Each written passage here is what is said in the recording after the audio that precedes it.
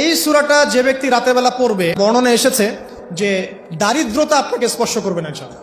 সুদ খাচ্ছে কি জন্য? টাকার জন্য তো নাকি? টাকা পয়সা ধন দৌলত করবেন, এই তো আপনার উদ্দেশ্য নাকি? এই জন্যই তো মায়ের সাথে জানা করছেন, তাই তো? আল্লাহ বলছেন সূরা ওয়াকিয়া পড়েন, আপনার দারিদ্রতা দূর হয়ে যাবে ইনশাআল্লাহ। বিশ্বাস হচ্ছে না? রিজিক কার হাতে? না, রিজিক তো আমাদের হাতে।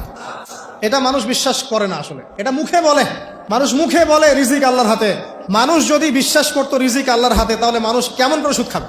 মনে করছে রিজিক আমার হাতে, আমি যদি খাই সুদ তাহলে আমি গেইন করব, যদি না খাই তাহলে আমি দারিদ্রতায় ভুগবো নাকি? যদি আমি ঘুষ নেই তাহলে আমার উন্নতি হবে অর্থনৈতিক, যদি না নেই তাহলে আমি মরে যাব, না খেয়ে মরে যাব। যদি আমি দুর্নীতি করি তাহলে আমি বাঁচবো, আমার সন্তানরা ভালো থাকবে, যদি না করি আমি দারিদ্রতায় মরে যাবো, তাই তো? এই কনসেপ্ট ছাড়া কেউ এগুলা কাজ এমনি করতে পারে নাকি? নিঃসন্দেহে আমরা মনে করি যে রিজিকের মালিক আমরা, আল্লাহ নয়। শুধু মুখের মধ্যে বলি যে রিজিকের মালিক আল্লাহ।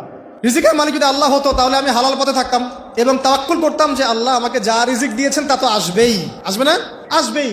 আপনাকে যদি আল্লাহ পাক লালমনিরহাটের 100 একর জায়গায় যত ধান হয়, এতগুলো ধান যদি আপনার আমল নামায় লিখা থাকে, মানে আপনার আমল নাম হচ্ছে রিজিকে, তাকদিরে আপনার তাকদিরে যদি লিখা থাকে যে আপনি 100 একর জমির ধান খাবেন তারপর মরবেন, আছে না লিখা?